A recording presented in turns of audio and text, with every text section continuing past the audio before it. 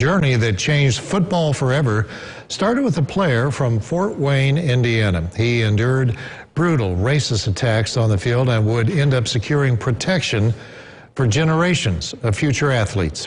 Here's tonight's Hidden History Report. A gridiron in Oklahoma, 1951. It's like the racial injustice just comes to life.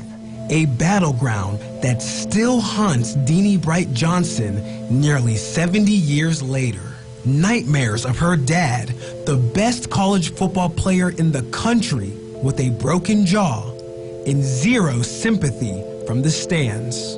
People just, oh, that's the way it is. That's the way we play football. I mean, that's a terrible, terrible situation. Johnny Bright, Drake University superstar, Dynamite Johnny Bright explodes into the end zone. Had been the first black player ever to step in this stadium. On this visit, opponent Will Banks Smith wanted to make sure he'd never come back. I was in the press box at the time. In 2 or 3 plays, I said, boy, they're really getting after John, you know. He was watching his teammate run the ball, so he let his guards down just for a moment. Then, a devastating blow to his exposed, unprotected face.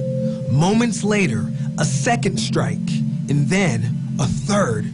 But before his team carried his limp body off the field, he launched a statement 61-yard touchdown pass, ready to be the face that changed the safety of the game forever. The best way to retaliate is to be great. And that's a page that you could take from Johnny Bright. Johnny Bright's legend took off in Fort Wayne, Indiana. From Central High School phenom all the way to the Canadian Football Hall of Fame, schools, awards, and stadiums inspired by his name. My dad would say football, sports is the vehicle. His love and his passion was educating people.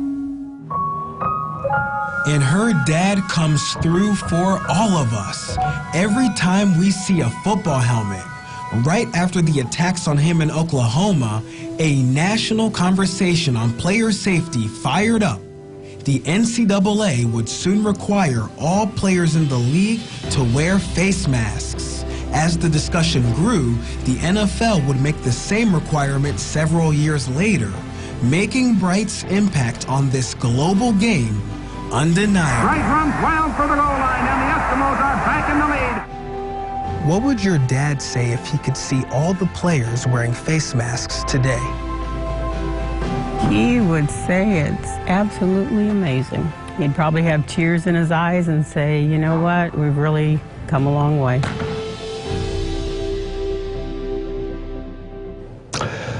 Well, Oklahoma State University finally got around to it and gave the Bright family a formal apology 2 decades after he passed away, almost 55 years after that incident.